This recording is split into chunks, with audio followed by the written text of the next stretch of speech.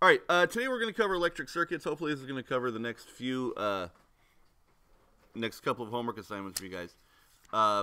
Electric circuits are how we harness electric energy and the electric potential energy for our purposes.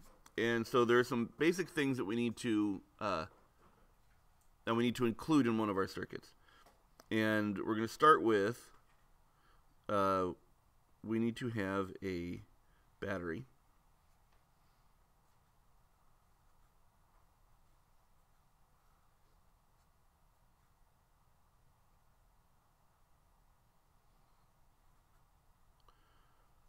Okay, and this will be our positive terminal here.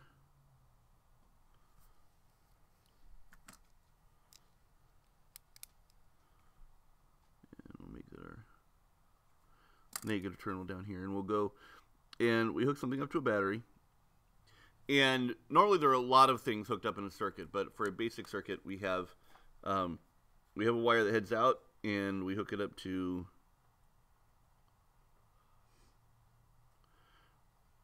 the classic device is a light bulb.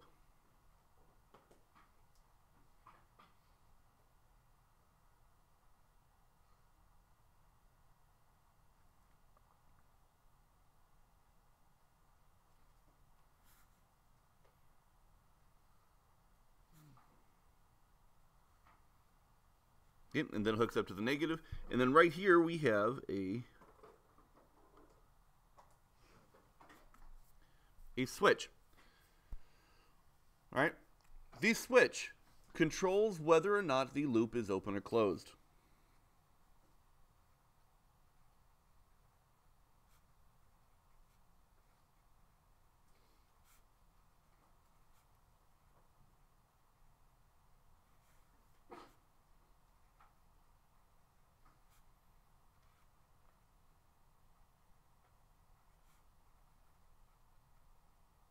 Okay, it allows the electricity to flow. It's called a switch.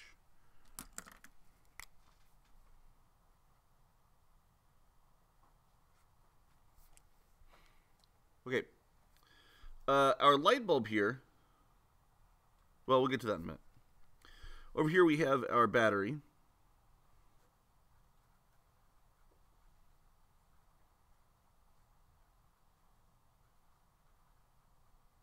Okay, also known as an EMF, okay, which is an electromotive force. It is. It doesn't always have to be a battery. It could be hooking up to the power grid, which is powered by a electricity producing dam or a nuclear power plant, or in less environmentally conscious places, a coal burning power plant. Okay, but they put out the electricity, and for our purposes, a battery serves as that source. Okay, and this is the source.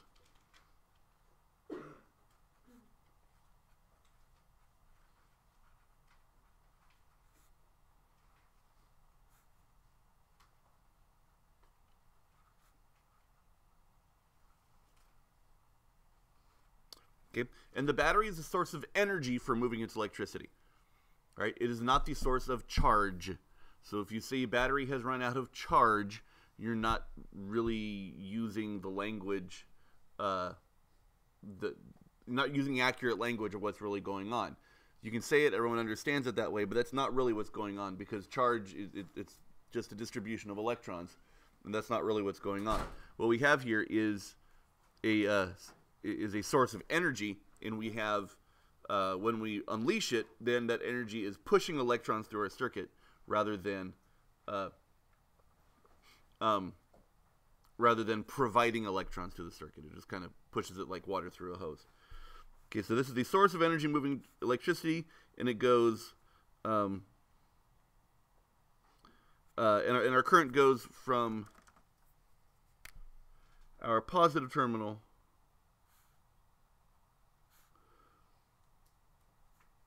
to our negative terminal. Okay, and then when it goes through the battery again, it regains the energy. Okay, our loop regains the energy. And then finally we have our device.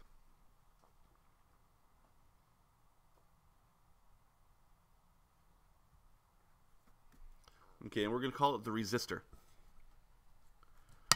Okay, this is the thing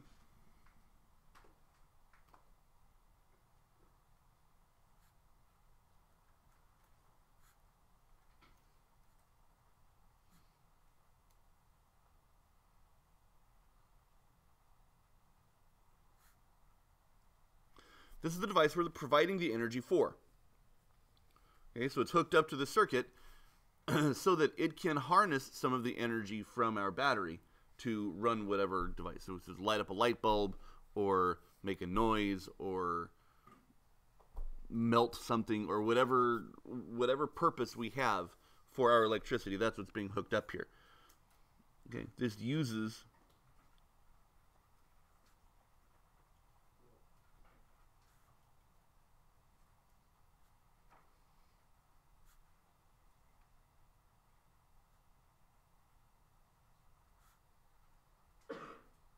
okay, it uses energy and then gives off that excess energy as heat. It turns it into something, it's sound energy, light energy, something like that. And the excess energy that it, when it transforms the energy, because energy is never created or destroyed, it just turns into something else. And it's always given off as heat.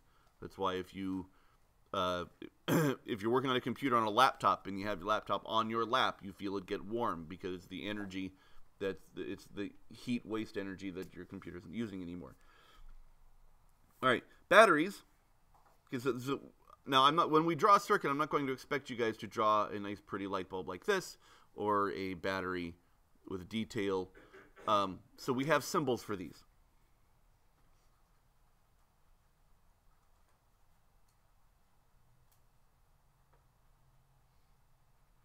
Voltage. Okay, battery or voltage source looks like this.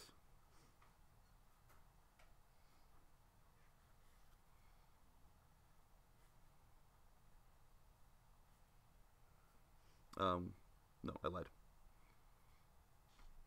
It looks like that, but those are the wrong.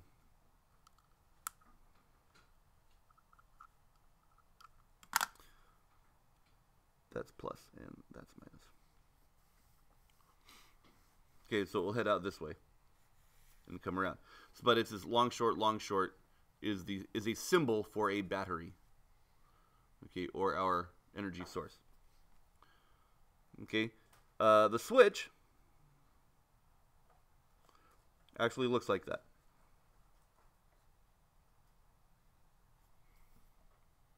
Okay, and this is the open version of a switch, and closed.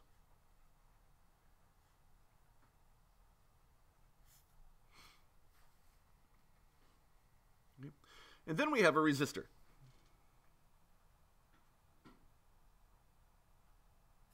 Remember, this represents any device that uses the energy of the circuit, that we hook it up to the circuit in order to make this device go. So if you're using your calculator, if you're using anything that is using electricity, your phones, your touch screen is using electricity and it's hooked up to the circuit. Okay, the resistor is given by this.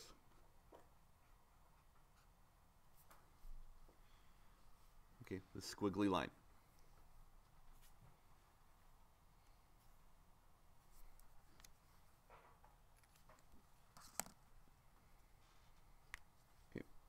The battery, its voltage, or it has a symbol, capital V. Okay, its units are volts. Okay, which are also known as joules per coulomb. So it's the energy stored per unit charge. And the volts also have a symbol V. So those two are pretty interchangeable, but you do want to make sure that you're keeping track of whether you're using the variable, whether you're finding volts, or whether you actually have your number of volts. Okay, your resistor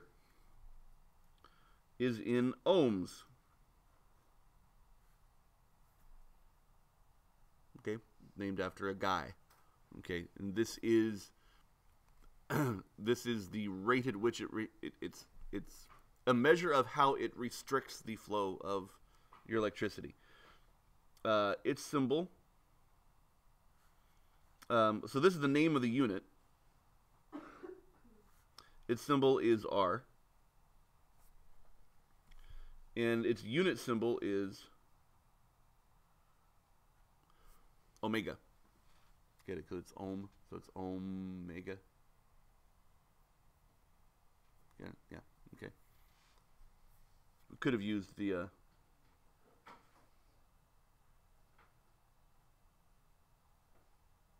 I think that's the symbol or something like that.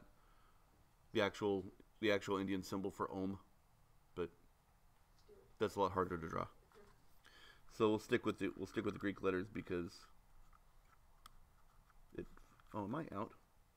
I am. No, I'm just stuck on stuff.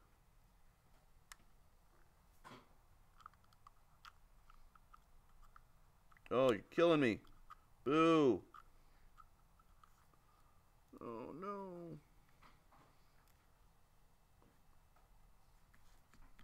Okay, so we don't really use that. Okay, there's one last part to this. And it is the rate at which we send our charge through our circuit. Okay, and that is called current.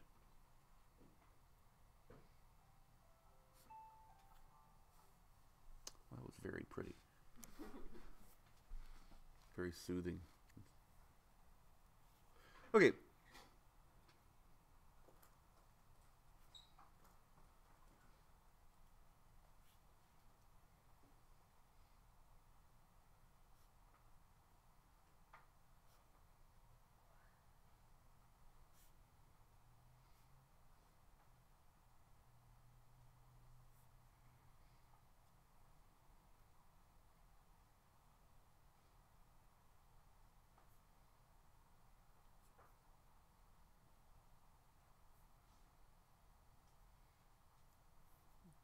So 1 coulomb per second equals 1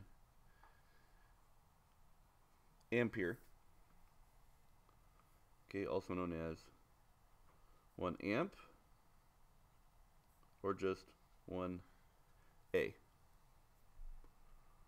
Okay, it's called the ampere is the unit of current.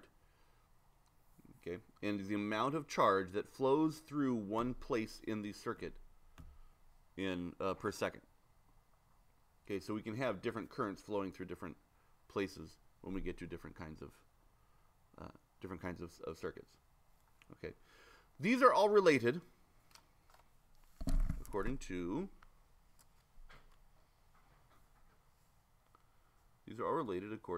Ohm's law.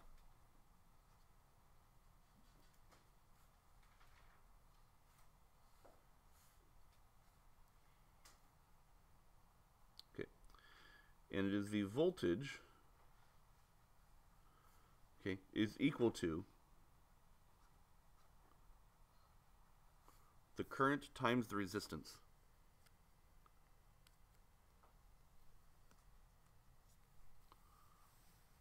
Okay, and there's an easy way to solve one of these.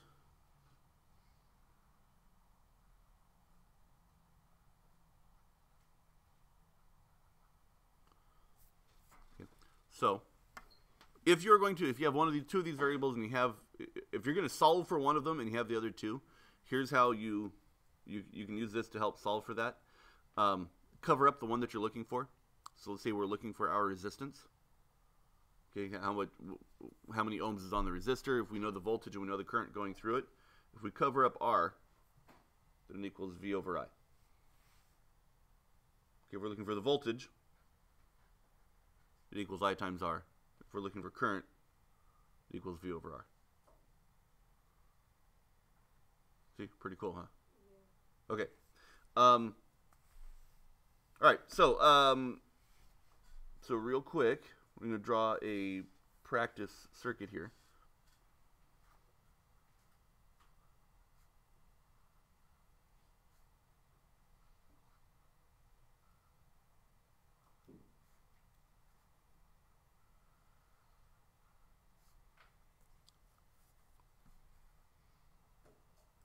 This is going to be a 6-volt battery, and we have a 12 ohm resistor.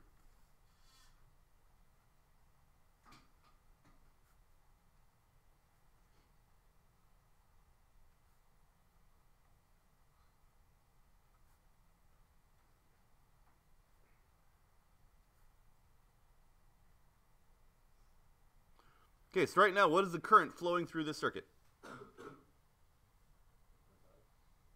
Ah, you'd think so. But the switch is open. So it's really what? 0. If we were to close the circuit, okay, now what's the current flowing through it? Now it's 0.5. Okay, so if we have a closed circuit, okay, our current, you can either solve this for I, giving you V over R, which is 6 volts over 12 ohms, which gives us 0.5 amps.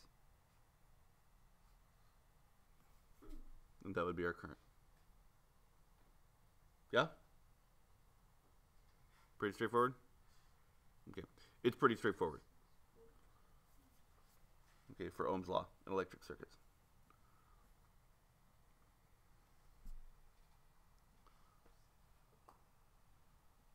Okay. All right, so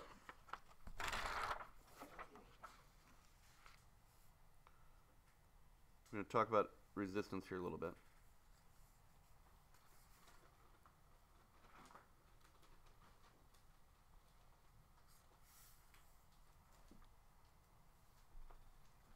Okay.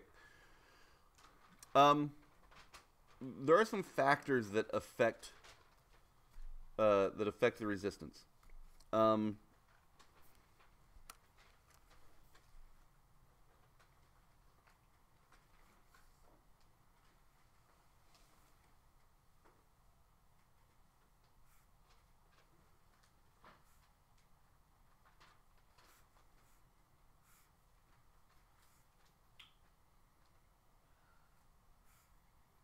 Did I draw that right?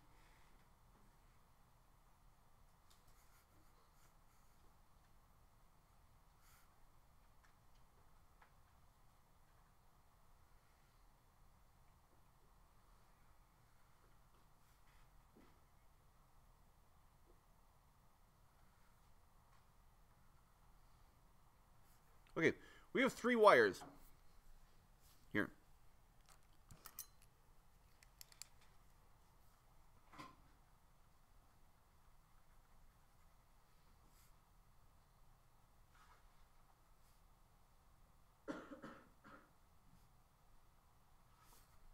Okay, we have these 3 wires here, and they're all of different thicknesses. Which one of these do you think is going to allow a greater flow of electrons through it? Yeah. Okay, the thicker wire will allow a greater flow of electrons through it. That means this will be less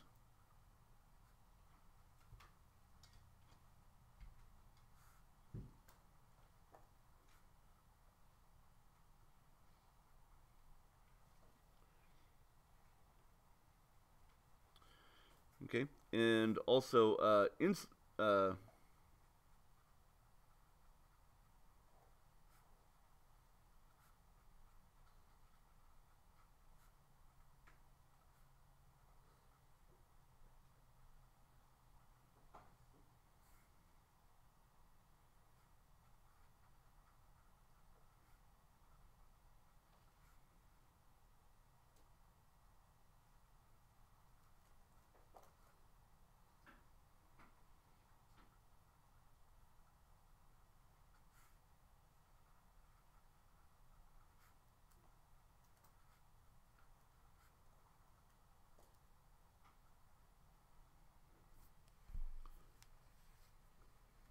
okay, so here's a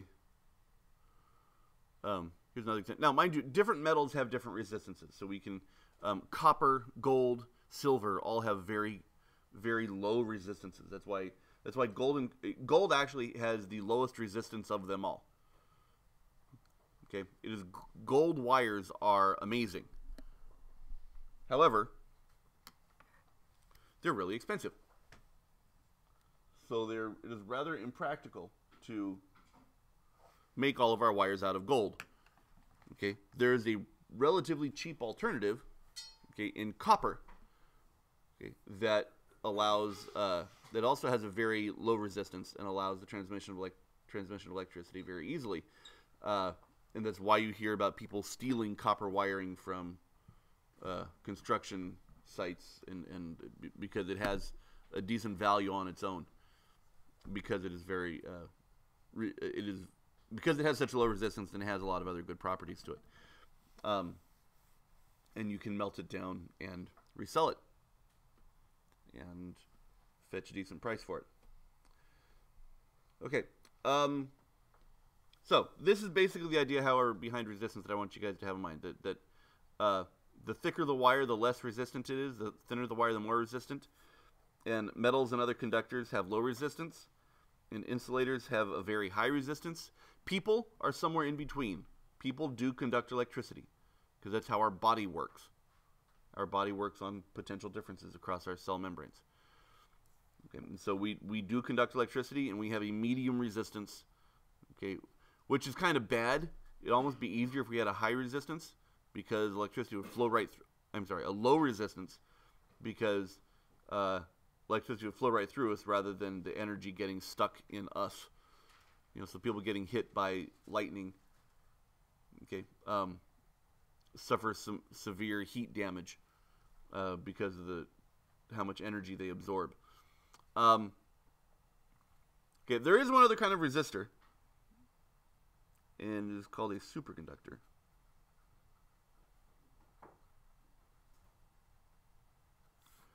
Okay, and a superconductor is usually a kind of ceramic.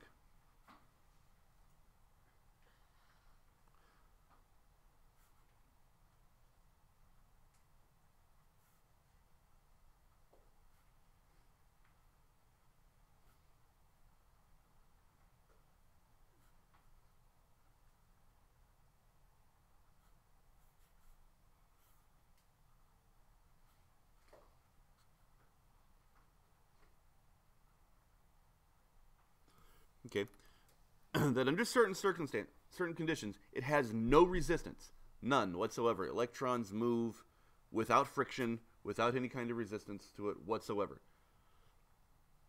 Okay, and these are really cool, and we are looking for ways to be able to produce them more cheaply and to be able to use them as conduct electricity over long distances, so we don't have as much energy loss, because, you know, as thick as our wires may be, they still have some resistance. And so if we send energy from a power plant across long distances, we still have to send it over a wire. And as it goes through the wire, okay, if there's any kind of resistance whatsoever, some of this electricity is lost to heat. And we lose, you know, 10, 15, 20% of the energy produced just by transmitting it from place to place. So if we can start installing superconductors for our power lines, then we have a much more efficient power grid. Okay, that's about it for resistance. And for circuits, at least for today, we will talk more about okay, we have one more thing to cover, and that's power.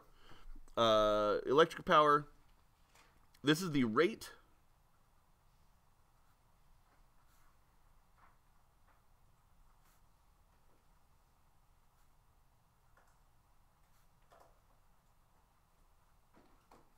this is the rate at which we use energy. And in our particular case, it is how quickly we are using our energy in our circuit. And there's two ways to go about this. Okay, our power. Our power is usually it's in terms of a joules per second, which is equal to a watt. Okay, a watt, a watt. A what? A watt. See, the physics joke there. Okay. All right, so we're looking at a joule per second. Well, we have one of our terms that uses joule in it, and that's a voltage. So a volt is equal to a joule per coulomb. Okay, and we have an amp, okay, which is our unit of current, and it is equal to a coulomb per second. So if we're looking for a joule per second, we can take these two things, a volt and an amp, okay, and if we multiplied these two, we're going to get a joule per coulomb times a coulomb per second. Our coulombs will cancel, and that will give us a joule per second, which is our watt. Yeah? So in this case, our power equals our voltage times our current, which I didn't tell you before. Duh. Our current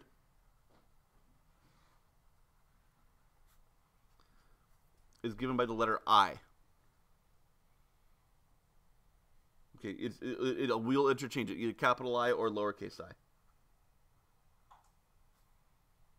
Okay.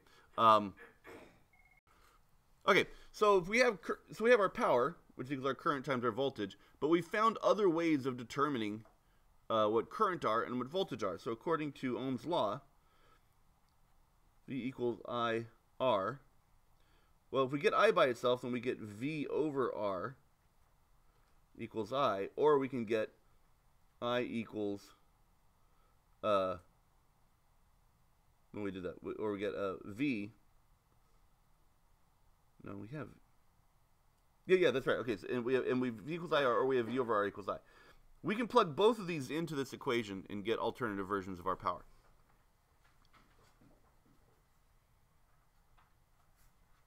Okay, if we plug this I, if we substitute this IR for where the V is, this becomes I squared R. So that's another version of power. And the other one is, if we substitute V over R for I, then we get V over R times V, which equals V squared over R. So we have all three of these new terms for power. Power equals current times voltage, which equals current squared times resistance, which equals voltage squared over resistance. And these are all versions of our power, okay, which is the rate at which we use energy.